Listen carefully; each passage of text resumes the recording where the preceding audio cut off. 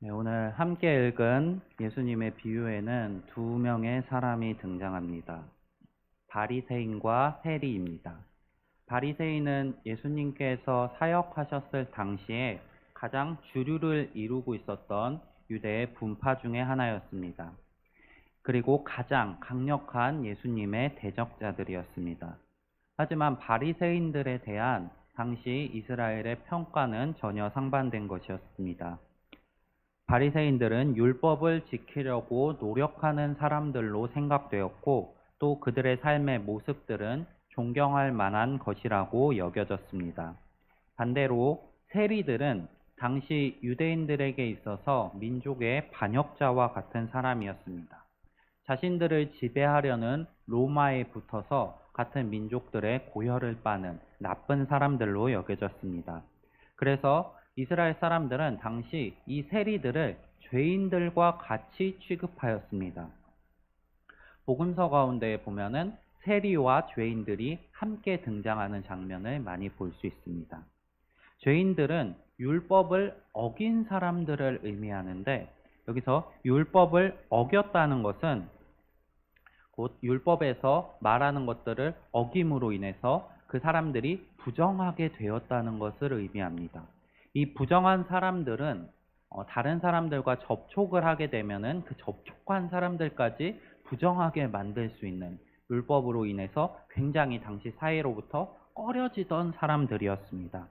세리는 율법에서 명하는 그 죄를 명백하게 짓지 않았음에도 불구하고 이러한 죄인들과 동급으로 취급을 받았던 것입니다. 하지만 복음서에서 말하는 이 세리의 입장은 조금 다른 모습으로 등장합니다. 예수님께서는 세리와 죄인들과 함께 있는 것을 꺼리지 않으셨습니다. 오죽했으면은 당시 이스라엘에서 예수님을 비판하던 사람들이 예수님을 향해 세리와 죄인들의 친구라고 불렀겠습니까? 예수님께서는 세리와 죄인들과 가까이 하시며 그들에게 하나님 나라를 선포하셨습니다. 그리고 예수님께서는 의인을 부르러 세상에 온 것이 아니라 죄인을 부르러 왔다고 하시면서 죄인들과 가깝게 지내셨습니다. 오늘 함께 읽은 본문 가운데서 이러한 예수님의 가르침이 굉장히 잘 드러나고 있습니다. 오늘 본문에 등장하는 비유는 이 비유를 듣는 당시 사람들의 입장에서는 굉장히 놀랄 만한 이야기였습니다.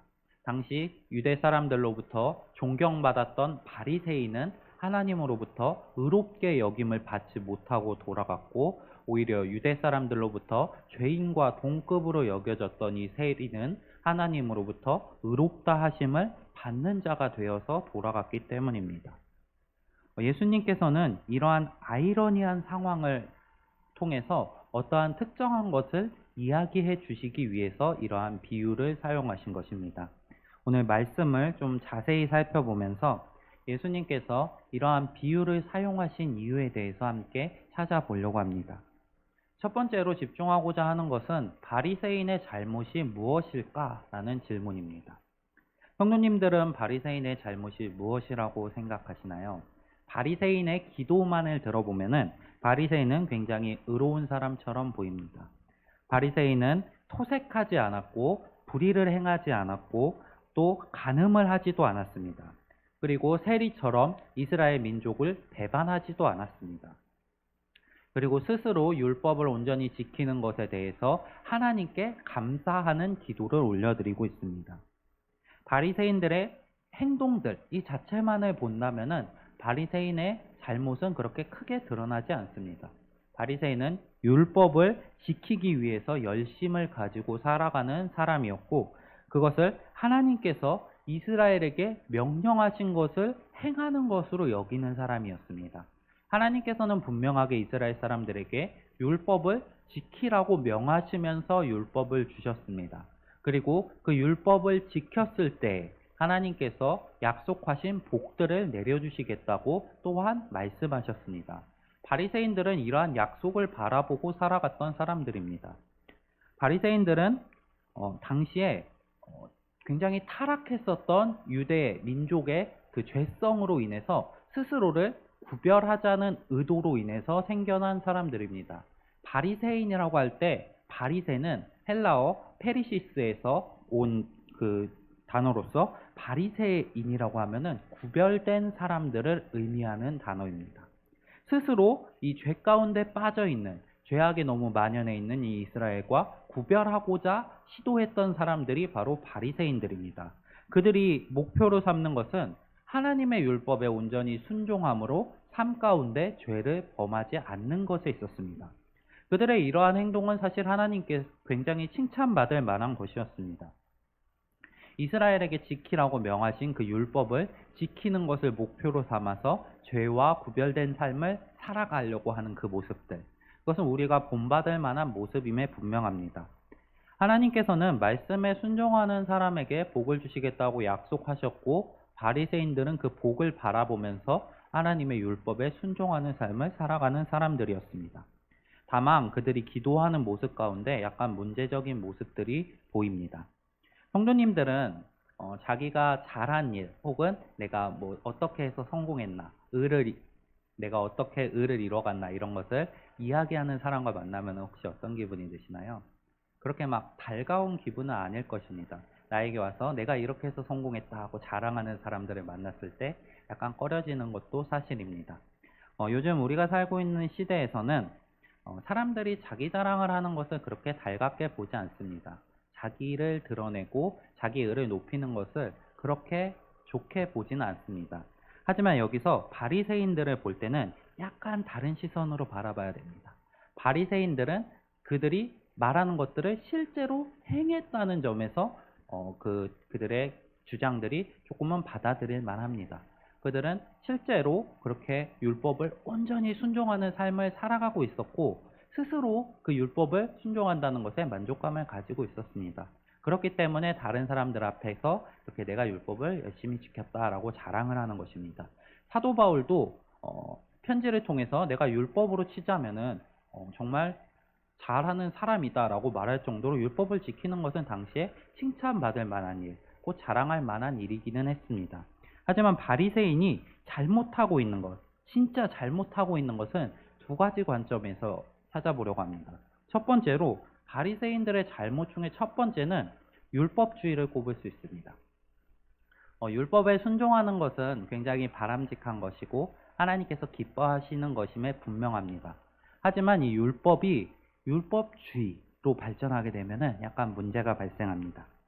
율법에 순종하는 것을 넘어서 율법주의로 나아가게 되면 문제가 생기는데, 율법주의의 문제점은 율법 그 자체를 너무 과신하고 율법이 본래 율법의 역할이 아닌 것을 수행한다고 생각하는 것입니다. 바울은 율법의 역할에 대해서 율법의 역할은 죄를 깨닫는 것이라고 정의하고 있습니다. 그리고 죄를 깨닫고 그 죄로 인해서 하나님께 심판을 받을 것이라는 것을 깨닫게 하는 데 있다고 말합니다. 로마서 3장 19절에서 20절에서 이렇게 기록하고 있습니다. 우리가 알거니와 무릇 율법이 말하는 바는 율법 아래에 있는 자들에게 말하는 것이니, 이는 모든 입을 막고 온 세상으로 하나님의 심판 아래 있게 하려 함이라. 그러므로 율법의 행위로 그의 앞에 의롭다 하심을 얻을 육체가 없나니 율법으로는 죄를 깨달음이니라. 바울이 강조하는 바는 율법은 우리가 죄인이라는 것을 깨닫게 하는 것이고, 우리가 죄인이기 때문에 하나님 앞에서 심판이 임했을 때 변명할 거리가 없게 만드는 것이라는 것입니다. 바리새인들은 율법을 지키는 것을 중요하게 여기는 것이 처음에 시작할 때는 스스로의 삶의 모습 가운데 율법을 온전히 지킴으로 죄에 빠져 있는 이스라엘과 구별되게 하려는 데 있었습니다. 하지만 이 율법주의가 조금씩 율법주의로 가다 보면은 이제 내가 스스로 이렇게 율법을 잘 지키고 세상과 구별된 삶을 살아가는 데에서 만족감을 느끼고 그것으로부터 내가 의롭다고 여김을 받을 수 있다고 생각하게 만들었습니다. 이러한 생각이 온전히 율법을 지키는 것으로 인해서 내가 의롭다고 여기는 이 생각이 바로 예수님께서 지적하시는 바리새인들의 잘못입니다. 로마서 3장 11절에서 바울은 이렇게 말합니다. 기록된 바 의인은 없나니 하나도 없으며. 예수님께서 오시기 전에 율법의 역할은 바울이 말한 것처럼 죄를 깨닫게 하고 또 심판을 깨닫게 하는 것이었습니다. 죄를 깨닫게 해서 이 내가 죄인이라는 것을 알게 된 다음에 하나님께 제사를 드림으로 내 삶에 있는 죄를 회개하도록 만들기 위한 것이 바로 율법이었습니다. 당시에 율법을 통해서 의를 얻는 것이 아니라 율법을 통해서 내가 죄인인 것을 깨닫고 하나님께 나와 제사를 드림으로 하나님께 은혜를 입어서 의롭게 여김을 받게 하는 것, 그것이 바로 율법의 역할이었습니다. 율법은 제사를 통해서 한시적으로 의롭게 된 이스라엘 백성이 어떻게 살아갈지에 대해서 가르쳐주는 그러한 방법이었습니다. 죄사함이 없이는 율법이 아무런 의미가 없게 되는 것입니다. 하지만 바리새인들은 율법을 과신해서 율법을 온전히 지키는 자신들의 모습을 통해 의롭게 된다고 여겼습니다. 이것은 내 행위로 의롭게 된다고 여기는 것으로 하나님의 은혜를 무시하는 태도입니다. 이미 스스로 의롭다고 여기며 나와 하나님께 기도하는 자들에게는 하나님의 의롭게 여기심이 필요가 없게 되는 것입니다. 스스로 이미 행위를 통해 의를 이뤘다고 여기는 자들은 하나님의 은혜를 받을 자격이 없게 되고 하나님으로부터 의롭게 여김을 받지 못하게 되는 것입니다. 예수님께서는 오늘 비유를 말씀하시기 전에 누가가 예수님의 이 비유가 누구를 향해 말씀하시는 것인지에 대해서 언급하고 있습니다. 9절 말씀 가운데 예수님께서 이 비유를 행하시는데 그 대상은 스스로 의롭게 여기는 자들이라고 기록하고 있습니다. 율법주의에 빠진 바리새인들이 바로 이러한 사람들이었습니다. 율법을 통해서 이미 행위를 통해서 의를 이룬 것처럼 여기는 사람들, 이미 스스로 의인이라고 여기는 그 사람들은 율법에 순종하는 자신의 삶을 통해서 의를 이뤘다고 여기는 이 사람들은 하나님께로부터 의롭게 여김을 받지 못하는 것이었습니다. 예수님께서 비유를 통해서 말씀하시는 것은 바리새인들의 행동이 잘못됐다는 것이 아니라 바리새인들의 태도가, 바리새인들의 마음이, 생각이 잘못됐다고 지적하고 계신 것입니다. 예수님께서는 그 본질은 죄인임에도 불구하고 율법을 통해서 내가 의인이라고 여기고 있는 그 바리새인들의 잘못을 지적하고 계시는 것입니다. 두 번째로 바리새인들의 잘못은 비교를 통해서 오는 우월주의였습니다. 11절에서 비유에 등장하는 바리새인은 토색, 불이, 간음을 하는 죄인들과 다르다라고 말하고 또 이어서 이 세리와도 같지 아니함을 감사하다고 말하고 있습니다. 사실 비교 자체가 잘못은 아닙니다. 우리는 살면서 굉장히 많은 비교를 합니다. 우리가 생각하고 있든 생각하지 않고 있든 비교는 우리의 자신을 돌아보게 하는, 우리의 스스로의 위치를 판단하게 만드는 어떠한 장치에 불과합니다. 제가 아까 기도할 때 이렇게 기도를 했었는데, 죄인인 우리를 택하여 주신 은혜에 감사드립니다. 이 기도에도 비교가 전제로 깔려 있습니다. 우리를 저 죄인같이 내버려 두지 않으시고 나를 택하여 주신 것에 감사하는 것, 그것이 비교를 전제로 깔고 있다는 것입니다. 하지만 이 비교에서 나아가서 우월주의로 가는 것은 잘못된 모습입니다. 바리새인들은 이 비교를 통하여서 이제 세리와 비교하고 죄인들과 비교하는 것을 통해서 스스로의 우월성을 나타내기 위해서 이러한 비교를 행하고 있었습니다. 나아가서 비교의 대상을 이제 멸시하는 마음까지도 가지고 있었습니다. 바리새인들이 이러한 비교를 통해서 대상을 멸시하고 또 스스로 우월하게 여기는 이 우월주의는 예수님께서 오늘 비유를 통해서 비판하시는 바리새인들의 잘못입니다. 예수님의 비유는 자기를 의롭다고 믿는 사람들과 함께 또한 다른 사람들을 멸시하는 자들을 향하신 것이라고 기록하고 있습니다. 스스로 옳게 여기고 또 다른 이들을 멸시하는 우월주의에 빠져 있는 이 바리새인들의 마음 상태를 지적하고 계신 것입니다. 근데 이러한 다른 사람들과 비교해서 스스로 우월하다고 여기는 우월주의는 사실 율법에도 위배되는 행동입니다. 예수님께서는 예수님께 나와 율법이 가르치는 바가 뭐냐라고 묻는, 가장 큰 율법이 뭐냐라고 묻는 율법교사에게 무엇이라고 생각하냐고 물어보셨을 때 율법교사는 두 가지로 이 율법을 요약했습니다. 첫 번째는 하나님을 사랑하는 것이고 두 번째는 이웃을 사랑하는 것이라고 말합니다. 그리고 이 율법교사는 한 가지 질문을 더 합니다. 그렇다면은 내 이웃이 누구입니까? 내가 사랑해야 할 내 이웃은 누굽니까? 라고 예수님께 묻는 것입니다. 예수님께서는 이 비유에 대해서 직접적인 답, 네 이웃이 누구다? 라고 답을 해주시기보다 다른 비유를 들어서 설명을 하십니다. 예수님의 착한 사마리아인 비유 다들 잘 아실 것입니다. 예수님께서 이 비유를 통해서 말씀하시고자 하는 바는 이웃을 사랑하는 게 어떤 것인가를 보여주시는 것입니다. 이웃을 사랑하는 자, 그는 바로 사마리아인의 모습이었습니다. 당시 사마리아인은 강도에게 맞아서 거의 죽게 된 사람을 이제 수습해서 여관에 데려다 주고 그를 치료받게 해주는 사람이었습니다. 하지만 이 사마리아인의 행동은 율법을 거스르는 행동이 될 수 있는 굉장히 위험한 행동이었습니다. 하나님께서는 피에 접촉하는 것을 굉장히 금하셨습니다. 그리고 또한 더욱더 금하시는 것은 시체를 만지는 행동입니다. 시체를 만진 자들은 부정하게 돼서 하나님께 예배하러 나올 수 없게 되는 상태에 이르게 됩니다.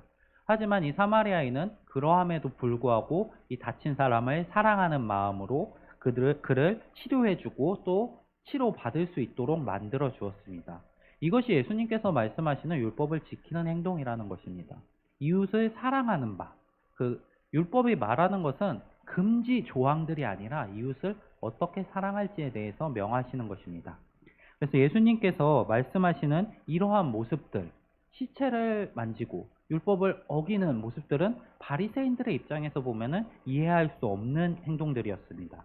그리고 바리새인들은 이러한 사상을 가지고서 다른 사람들을 바라봤습니다. 바리새인들은 율법을 온전히 지키는 사람들만이 내 이웃이라고 여겼습니다. 내 이웃이 되는 사람들은 하나님의 율법을 행하는 사람들이다라고 여기면서 그 율법을 행하지 않는 다른 사람들은 이웃이라 여기지 않고 개나 돼지, 가축처럼 여겼습니다. 그래서 그들은 사마리아 사람들을 비롯한 여러 죄인들을 사람으로 치지 않고 가축처럼 취급하면서 사랑의 대상으로 여기지 않고 있었습니다. 예수님께서 지적하시는 것은 이러한 다른 사람들을 멸시하는 마음입니다. 예수님께서 오늘 비유를 통해서 세리와 비교하고 죄인과 비교하면서 스스로 우월하게 보며 다른 사람들을 멸시하는 이 바리새인의 태도를 지적하고 계신 것입니다. 다른 이들을 멸시하고 스스로 의롭게 여기는 이러한 사람들은 그 마음 상태가 잘못되었다고 비판하고 계시는 것입니다. 그들은 이미 스스로 의롭다고 여기기 때문에 하나님으로부터 의롭게 여김을 받지 못한 것이고, 반면 세리는 스스로 죄인이라고 여기는 사람이었습니다. 이렇게 생각하실 수도 있을 것 같습니다. 세리는 민족을 배반해서 죄를 지었으니까 스스로 죄인이라고 생각할 수 있다고 생각하실지 모르지만, 내가 분명하게 다른 사람들로부터 이게 죄라고 지적을 받음에도 불구하고 그게 죄라고 인정하지 않는 사람들이 얼마나 많습니까? 그런데 세리는 내가 죄인이라는 것을 하나님께 나와서 고백했습니다. 그리고 세리가 바라는 바는 나를 불쌍히 여겨달라는 것입니다. 내 스스로는 내가 이 상태에서 벗어날 수 없으니까 하나님께 나와 무릎을 꿇고 가슴을 치면서 기도함으로 하나님, 나를 불쌍히 여겨서 나를 구원해 달라고 기도하고 있는 것입니다. 세리의 이러한 고백은 예수님께서 바라시는, 정말 진정으로 하나님께 우리가 올려드려야 할 기도의 모습이었습니다. 예수님께서는 세리의 모습을 통해서 하나님께 죄를 고백하고 내가 죄인이라는 것을 고백하고 그 죄를 용서해 달라고 기도하는 이 세리의 모습을 통해서 이 세리가 하나님으로부터 의롭다 하심을 받고 돌아갔다고 말씀하고 계시는 것입니다. 예수님의 이 비유는 우리가 하나님께 어떻게 기도해야 할지에 대해서 가르쳐 주시는 내용입니다. 우리는 바리새인들의 기도의 모습을 경계해야 합니다. 우리 스스로 의롭다고 여기는 모습, 다만 우리는 의인이기는 합니다. 근데 우리 스스로 의롭게 된 게 아니라 그리스도를 통해 의롭게 되었다는 사실을 기억해야 합니다. 우리는 의인이지만 우리가 의롭게 된 게 아니라 예수 그리스도를 통해서 우리가 의롭게 되었다고 고백하면서 내 공로가 아니라 하나님의 은혜로 의인이 되었다는 것을 고백해야 합니다. 그리고 바리새인처럼 다른 사람들을 멸시해서도 안 됩니다. 우리가 의롭게 된 게 우리의 행함을 인함이 아니라면은 우리가 아직 죄인의 상태에 놓여 있는 사람들을 바라보면서 그들을 멸시할 수 있는 근거는 하나도 없습니다. 우리 스스로 행한 것이 아니라 우리는 다만 하나님의 은혜를 받은 사람일 뿐이기 때문입니다. 우리는 그 은혜를 다른 사람들 역시 받도록 그들을 긍휼히 여기며 기도해야 할 사람들이기 때문입니다. 또한 우리는 세리의 기도하는 모습을 닮아가야 합니다. 세리는 자신이 한 게 없다는 고백을 하는 사람입니다. 내 스스로 할 수 있는 게 없다고 전적으로 하나님께 의지하는 사람입니다. 우리가 의롭게 될 수 있는 것은 우리의 행동으로는 결코 의롭게 될 수 없습니다. 바울이 고백하는 바처럼 스스로 율법을 통해서 의롭게 될 수 있는 사람은 없습니다. 우리가 의롭게 된 것은 우리의 율법을 지키는 행위가 아니라 하나님께서 보내주신 그의 독생자 예수 그리스도를 믿는 믿음이기 때문입니다. 그리고 우리는 이렇게 기도함과 동시에 바리새인들의 모습 가운데 닮아갈 것을 닮아가야 합니다. 바리새인들은 율법을 지키려고 하는 그 마음은 가지고 있었으되 그것이 잘못 나가서 스스로 의롭게 여기는 데 이르렀습니다. 우리는 하나님께 율법을 지키라고 명받은 사람들입니다. 바리새인들에게 그러하셨던 것처럼 그 명령은 우리에게도 여전히 동일한 가치를 가지고 있습니다. 바울은 예수 그리스도를 믿는 믿음이 율법을 폐하는 것이 아니라고 분명하게 말하고 있습니다. 오히려 예수 그리스도를 믿는 믿음이 율법을 완전하게 하는 것이다 라고 말씀하십니다. 우리는 율법을 통해서 의에 이룰 수는 없지만 이미 의롭게 된 우리는 율법을 지키면서 살아가야 합니다. 그것이 하나님의 명령에 순종하는 삶이기 때문입니다. 그러한 관점에서 바리새인들의 삶의 모습은 우리가 한번 생각해 볼 만합니다. 하나님께서 말씀하신 그 율법을 순종하면서 살아가기를 열심을 가지고 있었던 그 열심을 우리 성도님들이 닮아가시기를 소망합니다. 다만 우리가 그 율법을 통해서 의롭게 되는 것이 아니라 우리가 이미 하나님께 의롭다 하심을 받은 사람이기 때문에 그 율법을 온전히 살아내시는 우리 성도님들 되시기를 소망합니다. 율법이 또한 우리가 이미 의롭기 때문에 우리의 이 의로운 상태를 파괴할 수 없다는 것 역시 기억하셨으면 좋겠습니다. 율법을 지키지 못한다고 해서 내 의가 상실되는 것은 아니지만 내 안에 있는 죄성이 발현되는 그러한 상태에 놓이게 되고 우리는 죄와 구별돼야 하는 사람이기 때문에 다시 한번 거기서 벗어나 회개하고 율법을 따라 살아가야 하는 것입니다. 우리 성도님들이 오늘 바리새인과 세리의 모습을 통해서 우리의 마음 상태를 점검하시고 또한 우리의 삶의 행동들, 율법을 어떻게 행하고 있는지를 점검하셨으면 좋겠습니다. 그래서 삶으로는 율법을 온전히 행하되 기도로는 또한 율법을 통해서 의롭게 된 것이 아니라 하나님께서 우리를 예수 그리스도를 통해 의롭게 해주신 은혜의 감사함을 고백하고 그 감사함을 통해서 다시 한번 율법을 따라 살아가는 우리 성도님들이 되시기를 간절히 소망합니다. 오늘 말씀 기억하면서 잠시 기도하겠습니다. 사랑이 많으신 하나님 아버지, 우리 죄인이지만 그럼에도 불구하고 우리를 택하시고 사랑해 주셔서 주의 자녀 삼아 주신 건 너무나 감사드립니다. 주님, 우리의 삶 가운데 아직 많은 죄악들이 있습니다. 우리 그 죄에서 벗어나게 하시옵시고 주님께 의롭게 하심을 입은 사람답게 더 이상 죄에 거하지 않게 하시옵소서. 죄에 대하여 죽은 삶 살아가게 하시옵시고 내 안에 살아계시는 예수 그리스도를 통하여서 살아가는 삶 살아가게 하시옵소서. 주님, 우리와 함께하여 주시기 원합니다. 우리 스스로 율법을 온전히 지킬 능력이 없사오니 주님의 성령으로 동행하며 그 의를 우리 삶을 통해서 우리가 받은 의를 드러내는 삶 살아가게 하시옵시고 우리의 모습들을 통하여서 이 세상이 하나님의 살아계심과 하나님의 위대하심을 바라볼 수 있도록 우리를 사용하여 주시옵소서. 주님, 세상 가운데서 항상 함께하여 주시옵시고 죄로 인해 넘어지지 않게 우리를 지켜 보호하여 주시옵소서. 함께하시는 예수 그리스도 이름으로 기도드립니다. 아멘.